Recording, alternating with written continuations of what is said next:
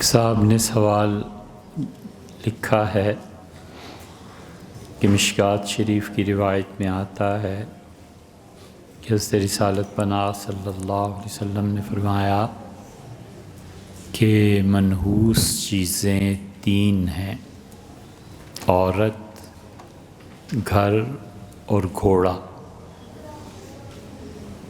اس حدیث کا کیا مطلب ہے؟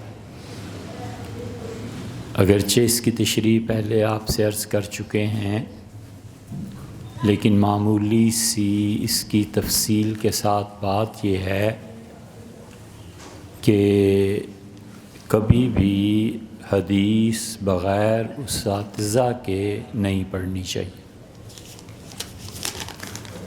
حضرت رسالت پناہ صلی اللہ علیہ وسلم سے محبت، ان سے تعلق اور ان کی سنتوں کی پیروی کرنے کے مبارک جذبے سے لوگ حدیث کی کتابیں پڑھنے لگتے ہیں۔ مثلاً کوئی گائیڈ نہیں رہا تو گئے اور بخاری شریف لے آئے مارکیٹ سے اور اسے پڑھنا شروع کیا، مشکوٰۃ شریف پڑھنی شروع کی۔ تو آپ کو کس نے مشورہ دیا تھا کہ حدیث کی کتابیں بغیر کسی استاد کے پڑھیں؟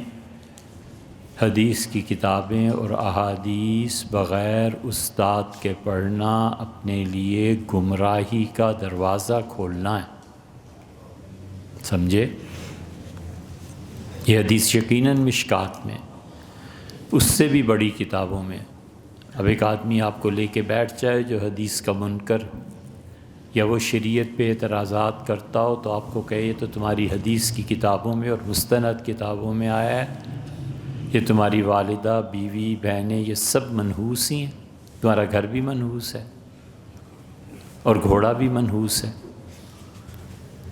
اس لیے کبھی بھی حدیث کی کتابوں میں ایسی چیزیں آئی ہیں کہ ولیعذ باللہ اگر انسان نہ جانتا ہو، استاد نہ بتائے کہ اس حدیث کا کیا مطلب ہے، تو آدمی پڑھ کے کافر ہو جائے، آدمی پڑھ کے کافر ہو جائے۔ حدیث کی کتابوں میں ایسی روایات موجود۔ پھر آدمی جب استاد سے سنتا ہے، اس کی تاریخی پس منظر کا جائزہ لیتا ہے، تو اساتذہ یہ بتاتے ہیں کہ بیٹے اس کا مقام یہ ہے، یہ روایت اس طرح آئی۔ ہم اس روایت پہ فنی بحث میں آپ کو دو چیزیں عرض کر دیتے ہیں۔ کیا یہ الفاظ حضور صلی اللہ علیہ وسلم کے ہیں کہ منحوس چیزیں تین ہیں: عورت، گھوڑا اور گھر؟ تو پہلی بات یہ ہے کہ حدیث جب بیان ہوئی اور حضرت ابو ہریرہ رضی اللہ عنہ نے یہ حدیث بیان کی، تو قاعدے اور طریقے کے مطابق صحابہ کرام رضی اللہ عنہم نے اس حدیث پر نقد کیا، اور سب سے پہلے ام المومنین حضرت عائشہ رضی اللہ عنہا بولیں اور انہوں نے کہا یہ ابو ہریرہ کو دیکھو، اسے کیا ہو گیا ہے، ہمیں گدھوں کے برابر بنا رہے ہیں۔ حضور صلی اللہ علیہ وسلم نے فرمایا تھا کہ اگر کہیں نحوست ہوتی تو ان تین چیزوں میں ہوتی۔ نحوست ہے ہی نہیں، اس کا کوئی تصور ہی نہیں ہے۔ تو جب ایک چیز نہیں ہے تو تم اس کو کیوں چھیڑتے ہو؟ اس فنی روایت میں اللہ تعالیٰ کی توفیق سے مشکوٰۃ شریف جب میں نے پڑھائی تھی تو میں نے ان بچوں سے کہا کہ دیکھو دوسری بات یہ ہے کہ حضرت سہل ابن سعد رضی اللہ عنہ کی روایت بھی ہے، اور سہل ابن سعد رضی اللہ عنہ کی یہ روایت جو ہے وہ غالباً وہاں ہے، حدیث میں دیکھ لینا، شاید ابو داؤد میں۔ سہل ابن سعد رضی اللہ عنہ نے بھی اس حدیث پر بات کی، اور انہوں نے کہا کہ حضور صلی اللہ علیہ وسلم نے تو یہ فرمایا تھا کہ اگر کہیں پر نحوست ہوتی تو یہاں ان تین چیزوں میں ہوتی۔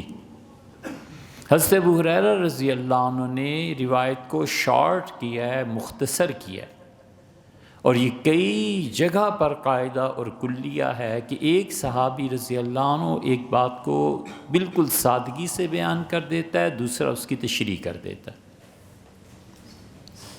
اور اس تشریح میں کبھی وہ اپنے الفاظ بھی استعمال کرتا ہے۔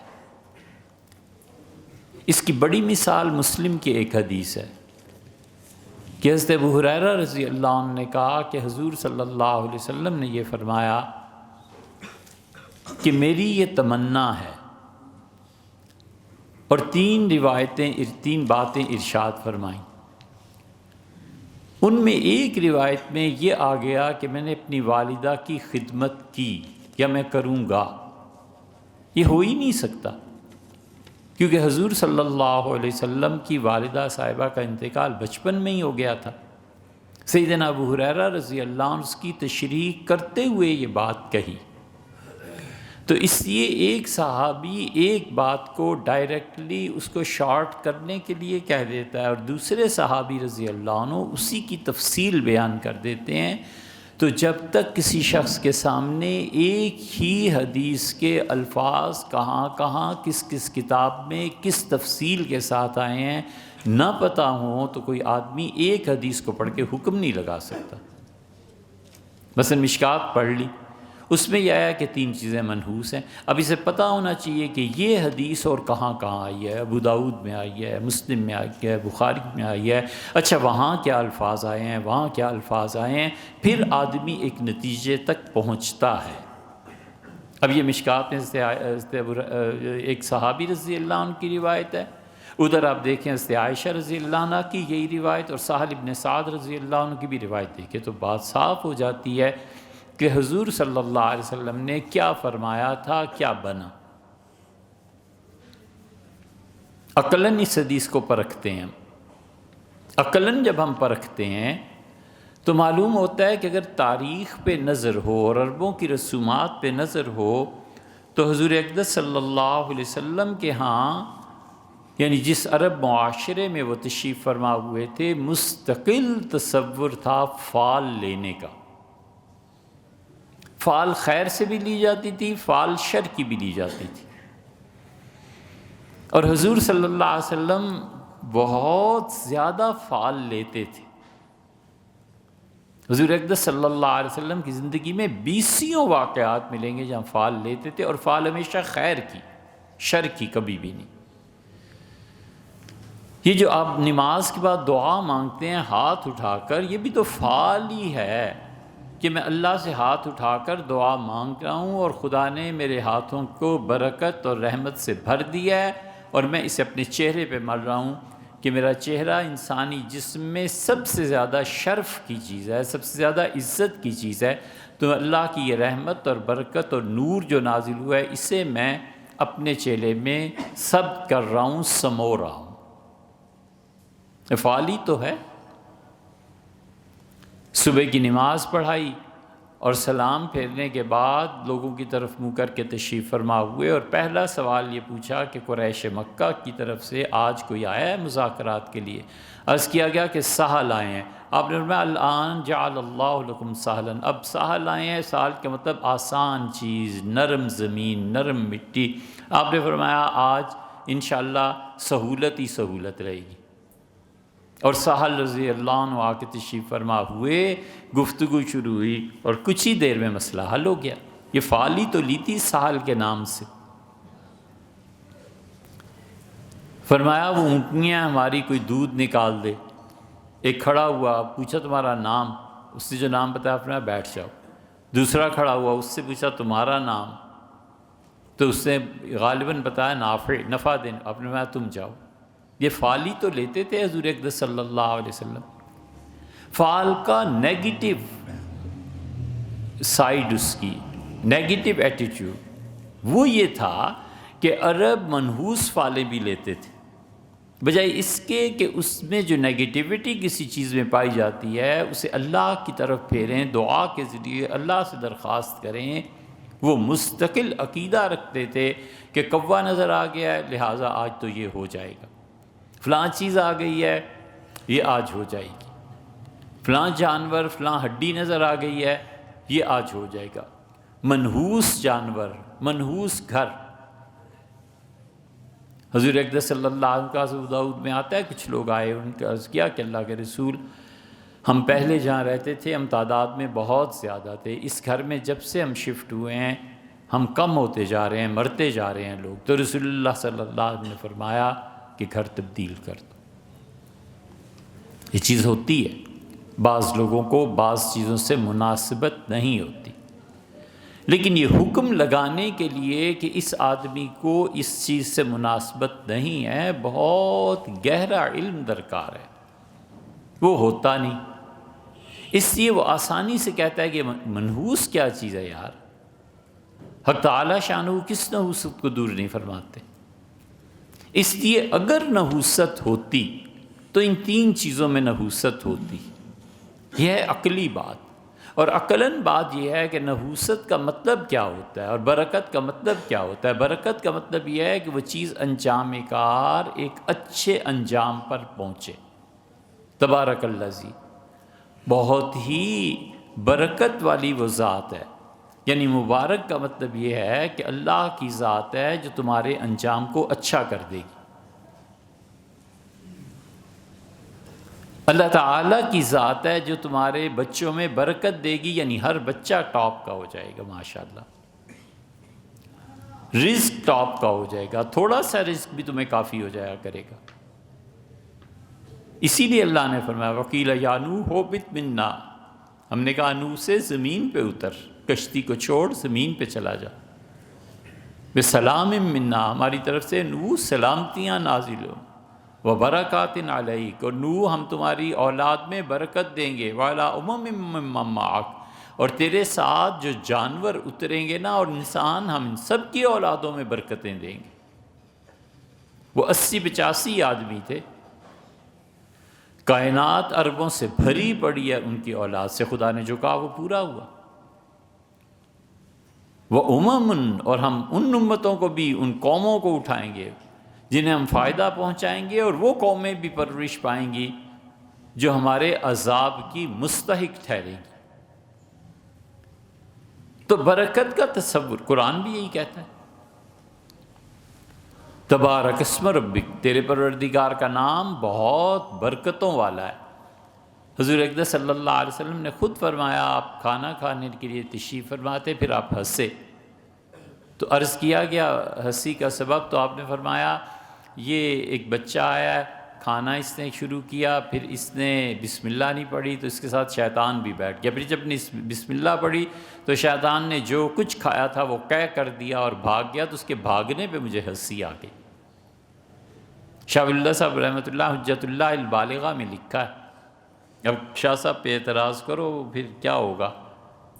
شاہ صاحب رحمۃ اللہ نے لکھا ہے کہ میرے ہاتھ سے ایک لقمہ گر پڑا، اور وہ لقمہ اتنی دور تک خود بخود ہی پلٹیاں کھا کے جاتا چلا گیا، تو مجھے فوراً خیال آیا کہ حضور صلی اللہ علیہ وسلم نے فرمایا تھا کہ جنات تمہارے ساتھ کھانے میں بیٹھ جاتے ہیں، یہ میرے ہاتھ سے لقمہ گرا اور ایک شیطان اور جن نے اسے مجھ سے اتنا دور کر دیا کہ میں اٹھ کے جا کے اسے لوں۔ یہ مشاہدات ہیں لوگوں کے، نحوستیں اور برکتیں۔ اس لیے گھر کی نحوست اگر پڑتی ہے تو یہ پڑ جاتی ہے کہ انجام کار لوگ کم ہو جاتے ہیں، موت زیادہ واقع ہونے لگتی ہے۔ گھوڑے کا مطلب ہے اس کا بد لگام ہو جانا، گھوڑا لگام کو قبول نہیں کرتا، بد سوار ہو جانا، پیٹھ پہ بیٹھنے نہیں دیتا کسی کو، کوئی بیٹھے تو اسے پٹخ دینا۔ شریعت نے اس نحوست کی نفی کی جو مشرکین مکہ میں تھی، اس لیے رسول اللہ صلی اللہ علیہ وسلم فرمایا کہ اگر کہیں پر یہ ہوتی نحوست تو ان میں ہوتی۔ اور بیوی عورت میں نحوست کا ہونا، اگر عورت میں نحوست ہو تو اس کا مطلب ہے بد اخلاق ہے، اگر نحوست ہو تو اس کا مطلب یہ ہے کہ انجام کار وہ لڑائی اور تباہی پھیلانے والی خاتون ہے۔ وہ ایسی ہی ہے جیسے جب بارش تھم جائے تو بسا اوقات انسان چھتری کو بوجھ سمجھنے لگتا ہے۔ تو ایسے ہی ہو جاتا ہے پھر۔ اس لیے رسول اللہ صلی اللہ علیہ وسلم نے یہ نہیں ایگزیکٹلی کہا کہ ان 3 چیزوں میں برکت منحوس ہے، یہ فرمایا جو سہل اور عائشہ رضی اللہ عنہم کی روایت میں آتا ہے کہ اگر نحوست ہوتی، وہ تصور جو انہوں نے باندھا ہے، اگر وہ دنیا میں کہیں ہوتا تو ان میں پایا جاتا، لیکن نہیں۔ دوسرا سوال یہ جو آپ نے دریافت فرمایا ہے کہ سیدنا عمر رضی اللہ عنہ نے قحط میں بارش کے متعلق ارشاد فرمایا کہ نماز استسقاء پڑھو، لیکن خیال کر لینا کہ چاند وہ بچھو کی منزل میں ہے، وہ کیا ہے؟ قمر در عقرب، جسے علم نجوم کے لوگ اپنی اصطلاح میں کہتے ہیں۔ یہ روایت بھی آج تک ہمیں بھی نہیں ملی، یہ بہت لوگوں نے نقل کی ہے، حتیٰ کہ شاہ عبدالعزیز صاحب محدث دہلوی رحمۃ اللہ علیہ کے ہاں بھی مل جائے گا، مگر ہمیں آج تک یہ روایت ملی نہیں کہ سیدنا عمر رضی اللہ عنہ نے قمر در عقرب یعنی علم نجوم میں دخل دیا اور فرمایا کہ اس کے دیکھ لینا۔ اگر کہیں ملے تو ہمیں بھی ضرور بتائیے، مدت سے اس روایت کی تلاش ہے، بہت لوگوں نے اسے لکھا ہے، خاص طور پہ یہ جنہیں پچھلے زمانوں میں اہل السنہ کے لوگ، جنہیں علم نجوم آتا تھا، پڑھا ہوا تھا، وہ بھی اس روایت کو نقل کرتے ہیں۔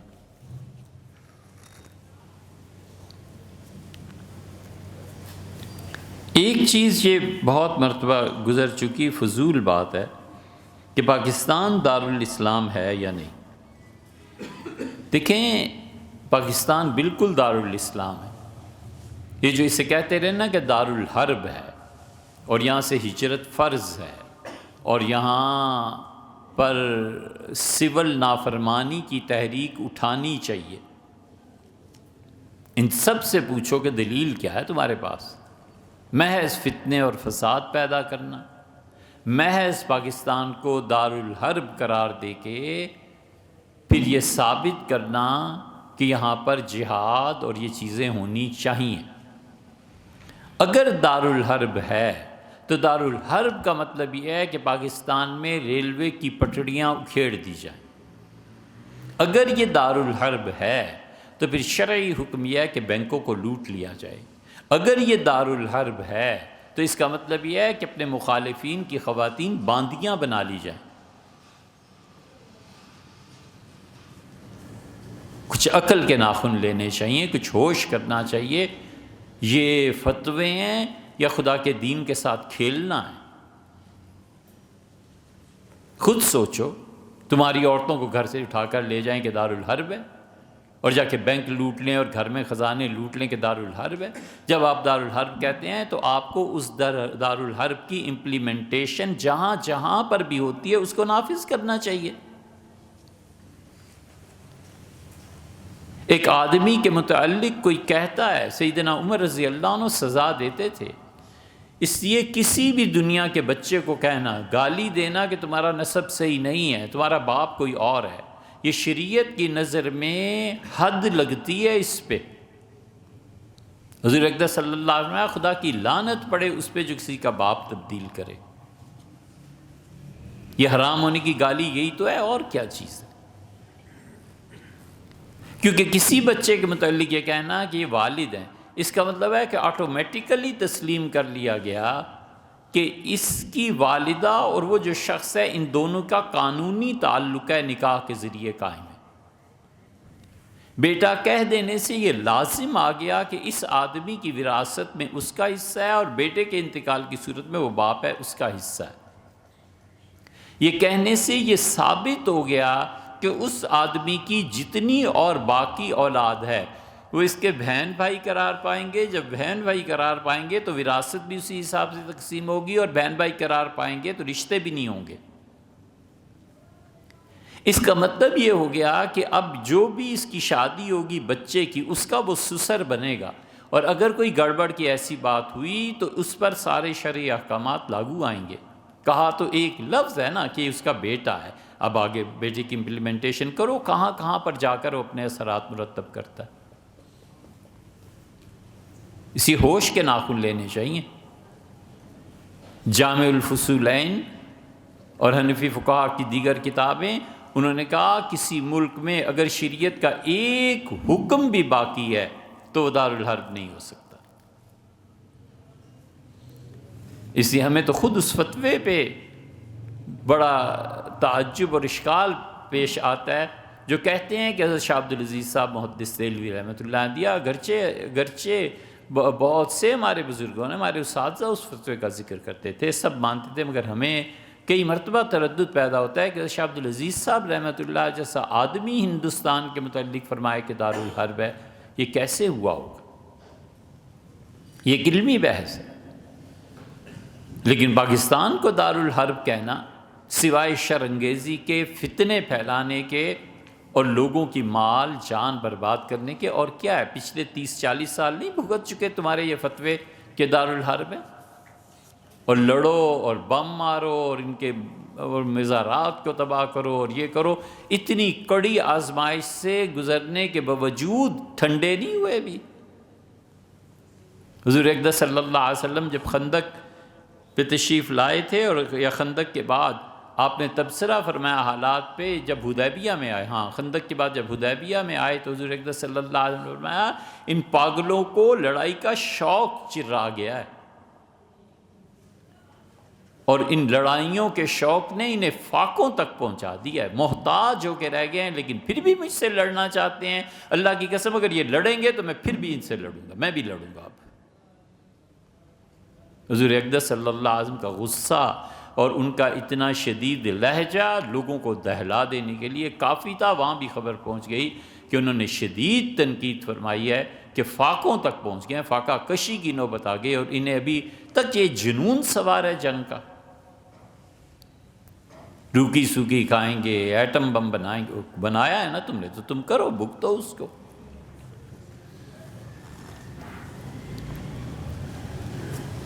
اسی لیے حضور اقدس صلی اللہ علیہ وسلم نے ہم سب کو یہ سکھایا ہے۔ آپ نے فرمایا تم میں سے جب بھی کوئی آدمی زبان کھولے فَلْيَقُلْ خَيْرًا أَوْ لِيَصْمُتْ، تو ہمیشہ اچھی بات کرو یا چپ رہو۔ اور اللہ نے بھی یہ کہا وَلَا تَقْفِ مَا لَيْسَ لَكَ بِهِ عِلْم، جس فیلڈ کا تمہیں علم نہیں ہے اس میں مت دخل دو۔ إِنَّ السَّمْعَ وَالْبَصَرَ وَالْفُؤَادَ، اور تمہارا دل، تمہاری سماعت اور تمہاری آنکھیں جو حرکتیں کرتی ہیں نا، یہ قیامت میں اللہ پوچھے گا کہ دل میں کن خیالات کو پناہ دی تھی، نظر کے ذریعے اپنے دماغ کو کتنا خراب کر لیا تھا، اور زبان سے کیا بکتے پھرتے تھے تم۔ یہ تینوں چیزیں اللہ نے کہا تینوں چیزوں کا حساب لیں گے۔ تو اس سے دارالحرب کہاں سے آ گیا؟ جامع الفصولین وغیرہ میں ہے کہ ایک حکم بھی اگر باقی رہے گا تو دارالحرب نہیں بن سکتا۔ ایک سوال یہ دریافت کیا ہے کہ مدینہ منورہ کو یثرب کہنا بالکل نہیں کہنا چاہیے۔ بھئی یہ یثرب کہنا گناہ ہے۔ یثرب کا مطلب ہے وبا والی زمین۔ حضور اقدس صلی اللہ علیہ وسلم کی تشریف آوری سے قبل مدینہ منورہ کی زمین واقعی وبا والی تھی، اور حضور اقدس صلی اللہ علیہ وسلم کے آنے پہ بھی صحابہ کرام رضی اللہ عنہ کو شدید بخار ہو گیا تھا۔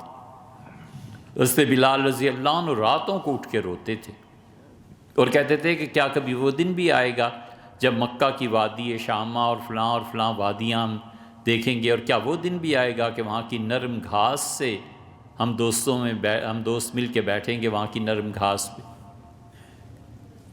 ام المومنین حضرت عائشہ رضی اللہ عنہ کو اس بخار کی وجہ سے بالوں کے گرنے کی شکایت ہو گئی تھی۔ سیدنا ابوبکر رضی اللہ عنہ کو شدید بخار ہو گیا تھا۔ صحابہ رضی اللہ عنہ میں بہت سے لوگوں کی حالت یہ ہو گئی تھی کہ اس شدید بخار کی وجہ سے انہوں نے عرض کیا کہ اللہ کے رسول اجازت دیں واپس چلے جائیں۔ آپ نے فرمایا نا، ان للہجرت لشان، ان للہجرت لشان، ہجرت جو ہے نا اس کا بڑا اپنا مقام ہے، بالکل نہیں جانا۔ حتیٰ کہ آپ نے فرمایا ایک دن صبح کہ میں نے آج رات دیکھا ایک عورت نے بال بکھیرے ہوئے تھے اور وہ اس شہر میں تھی، پھر وہ چلی گئی۔ عرض کیا اللہ کے رسول یہ کیا ہوا؟ آپ نے فرمایا وہ وبا نکل گئی اس زمین سے۔ تو اس لیے مدینہ منورہ کو اگرچہ بڑے بڑے شاعروں نے یثرب کہا ہے، مگر یہ گناہ کی، اسی لیے تو رسول اللہ صلی اللہ علیہ وسلم فرمایا ہے کہ تم میں سے جو کوئی یثرب کہے اسے چاہیے کہ 10 مرتبہ میرے شہر کو مدینہ کہے، یعنی پاک چیز، پاک جگہ۔ اور آپ نے فرمایا کہ اللہ نے اسے طابہ قرار دیا ہے۔ حضور اقدس صلی اللہ علیہ وسلم کی نظر مبارک لوح محفوظ میں گئی ہوگی اور وہاں پہ لکھا ہوا دیکھا ہوگا، اس لیے فرمایا یا فرشتوں نے خبر دی ہوگی، کوئی بھی صورت ہو سکتی ہے، فرمایا یہ طیبہ ہے، یہ میرا شہر پاک ہے، اور فرمایا اس پہ توبہ کرو۔ تو توبہ گناہ سے ہی کی جاتی ہے نا، تو حضور اقدس صلی اللہ علیہ وسلم کے شہر کو یثرب کہنا گناہ کی بات ہے، ولیعذ باللہ۔ رہ گیا آپ کا یہ اشکال کہ قرآن نے بھی کہا یا اہل یثرب، یہ خندق کے واقعے میں آیات نازل ہوئی تھی۔ 2 باتیں، کہا کس نے تھا؟ صحابہ رضی اللہ عنہ نے تھوڑا ہی کہا ہے، اللہ نے منافقوں کا قول نقل کیا کہ منافق لوگوں نے کہا کہ یا اہل یثرب لا مقام لکم، اے یثرب میں رہنے والو اب کوئی ٹھکانہ نہیں ہے اس میدان جنگ میں، واپس بھاگو یثرب کی طرف۔ تو یہ قول قرآن نے جو ذکر کیا ہے ایمان والوں نے تھوڑی ہی کہا تھا، یہ تو منافقوں نے کہا تھا، اور منافق تھے حضور اقدس صلی اللہ علیہ وسلم کی ہر چیز کا، انہیں تو موقع ملنا چاہیے تھا کہ نبی کریم صلی اللہ علیہ وسلم کی نسبت سے جس چیز نے عزت اور شرف پائی ہے اس چیز کی وہ توہین کرے، یہ ان کا قول ہے۔ اور دوسرے یہ کہ جب یہ بات طے ہو گئی کہ یثرب کہنا گناہ ہے، تو اب قرآن کریم نے اگر ایک بات کہی ہے تو اس پہ بحث کرنا فضول ہے میرے بھائی۔ جن مفتیوں نے یہ فتوے دیے وہ قرآن نہیں پڑھے ہوئے تھے، وہ سب جانتے تھے۔ یہ بالکل ایسے ہی ہے جیسے اب کوئی کہے کہ یہودی حضرت عزیر علیہ السلام کی پرستش نہیں کرتے تھے، انہیں خدا نہیں مانتے تھے۔ بھئی جس وقت وہ آیت نازل ہوئی تھی اس وقت یہودیوں کا ایک فرقہ تھا جو حضرت عزیر علیہ السلام کو خدا مانتا تھا، اللہ نے اس کا ذکر کیا، 3-4 صدیوں کے اندر اندر وہ فرقہ دنیا سے ختم ہو گیا۔ جساس جیسے آدمی جو 4 صدی کے مفسر ہیں وہ کہتے ہیں ہمارے زمانے میں نہیں رہا۔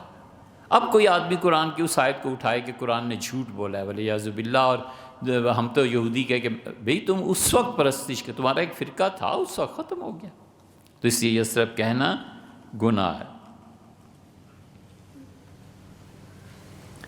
ایک سوال یہ کیا ہے کہ کافروں کے میلے ٹھیلے میں جانا اور مشرکوں کے ساتھ ٹھہرنا بالکل نہیں چاہیے۔ حضور اقدس صلی اللہ علیہ وسلم نے فرمایا تم میں سے جو شخص کسی کافر کے ساتھ ٹھہرے گا وہ قیامت میں اسی کے ساتھ اٹھایا جائے گا۔ اس کا مطلب یہ، اب یہ حدیث لے جاؤ نا تو جتنے بھی فارن میں رہتے ہیں سب کے رہنا حرام قرار پائے گا یا نہیں؟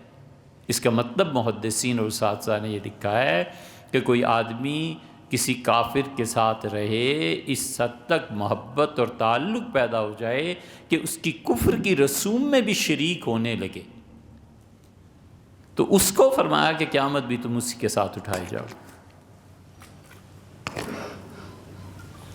ایک آدمی رہتا ہے، اس کا کوئی تعلق نہیں، نہ ہندوؤں سے، نہ سکھوں سے، نہ کچھ اور، ضرورت کے وقت محلے میں جیسے لوگ رہتے ہیں ملتا ہے، محلے میں ایک دوسرے سے کام پڑتا ہے کر دیتے ہیں، اس کو کیا واسطہ ہے پنجے سے، اور اس کو کیا واسطہ ہے کرپان سے، اور اس کو کیا واسطہ ہے ان ساری چیزوں سے؟ کچھ بھی نہیں، وہ عام انسانوں کی طرح پرامن شہری ہے اور زندگی بسر کر رہا ہے، اس پہ یہ حدیث بھی فٹ نہیں بیٹھتی، اور وہ انسان محبت کچھ، تو اس لیے کبھی بھی کفر اور شرک کی رسومات کی تعظیم، ان کی محبت دل میں قطعاً نہیں کرنی چاہیے۔ لیکن یہ نہ ہو کہ اس کا مطلب یہ سمجھ لیا جائے کہ نفرت کرے اور لڑنے بھیڑنے پہ آ جائے، وہ بھی نہیں، بس اعتدال کے ساتھ زندگی گزارے۔ دکھائیے ممکن ہے کوئی چھوٹی سی چیز۔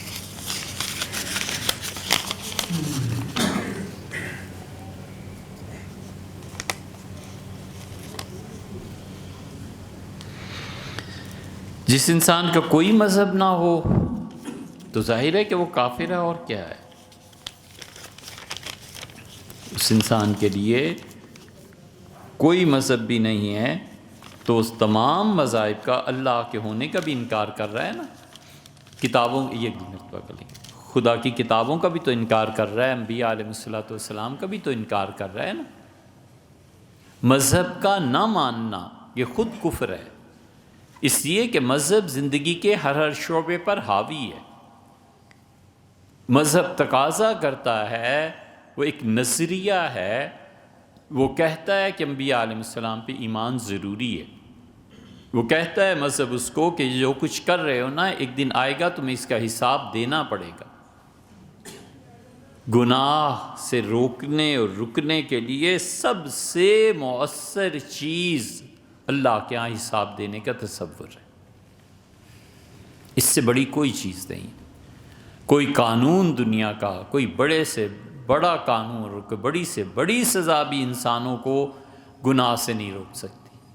انسان اگر گناہ سے رکتا ہے، چاہے حقوق اللہ میں اور چاہے حقوق العباد میں، جب یہ تصور اس کے ذہن میں پک جائے، راسخ ہو جائے، جگہ پکڑ لے کہ میں جو کچھ بھی کر رہا ہوں نا، ایک دن اللہ کو حساب دینا ہے، ایک دن میں نے جانا ہے قبر میں، اور اللہ کا عذاب بھی آ سکتا ہے میری ان حرکتوں پہ، تب جا کر کہیں انسان بنتا ہے۔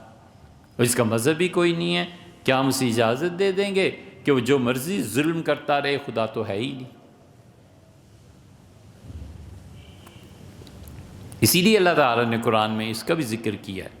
اللہ نے کہا ہے، وہ کہتے ہیں ہم انبیاء علیہ السلام کو نہیں مانتے، اور جو یہ کہتے ہیں کہ نؤمن ببعض ونکفر ببعض، ہم بعض کا انکار کرتے ہیں، بعض کو مانتے ہیں، آگے چل کے نتیجہ کار پہ اللہ نے کہا اولئک هم الکافرون حقا، یہ لوگ پکے کافر ہیں۔ حقا کا لفظ بھی استعمال فرمایا ہے ایک مقام پہ کہ یہ پکے کافر ہیں، اسی کی دنیا میں فساد مچائیں گے۔ ہم سب کو سوچنا چاہیے اس بات پہ۔ ہم اگرچہ بول نہیں سکتے، ہمیں پتہ ہے بولنے کا نتیجہ کیا نکلے گا، لیکن ہم سب کو سوچنا چاہیے کہ عالم اسلام پہ 3 حملے ہوئے ہیں۔ ایک حملہ ہوا تھا فرانسیسیوں کی طرف سے، فرنگیوں کی طرف سے، مسلمانوں نے اس کا مقابلہ کر لیا تھا۔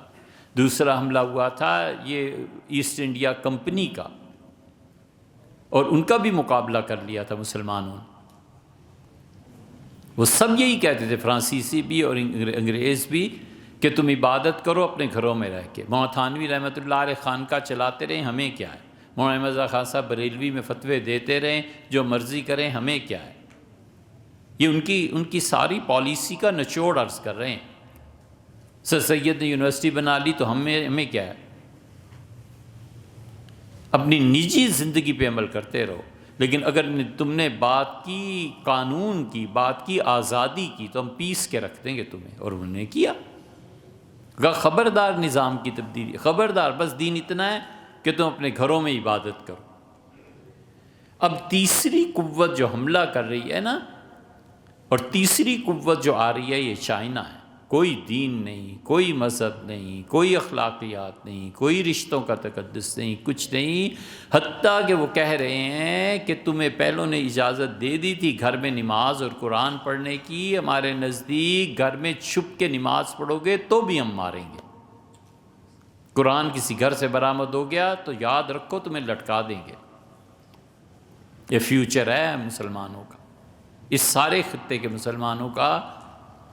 ایک طرف امریکنز ہیں، وہ کہتے ہیں نجی زندگی میں جو مرضی کرتے رہو، ہمیں کوئی پرواہ نہیں، قانون کو مت چھیڑنا۔ اور دوسری طرف یہ ہیں جو کہتے ہیں کہ اس کو بھی نہیں اب ہونے دیں گے۔ ہمیں سوچنا چاہیے کہ ہماری نسلوں نے آئندہ کس چیز پہ جانا ہے۔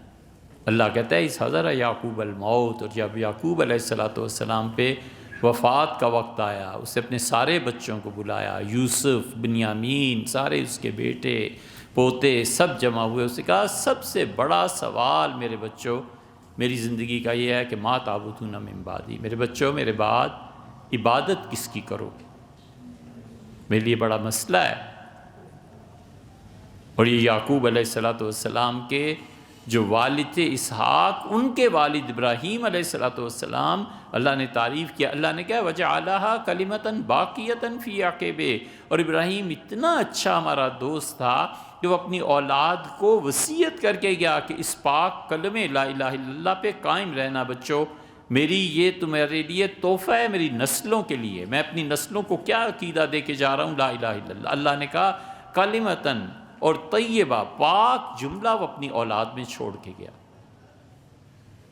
حتیٰ کہ یعقوب نے بلایا اور اس سے کہا ما تعبد، میرے بچوں کس کی عبادت رہے گی میرے خاندان میں؟ یہ ہم سب کی ذمہ داری ہے کہ ہم اپنی اولادوں میں کون سا دین چھوڑ کے جائیں گے، کس کے حوالے کر کے جائیں گے۔ یہ بچوں کے پیدائش کے جو شوق ہے نا، بڑی ذمہ داری اس پہ آتی ہے کہ وہ سوچے میں اپنے بعد اپنی اولاد کو کس دین پہ چھوڑ کے جا رہا ہوں۔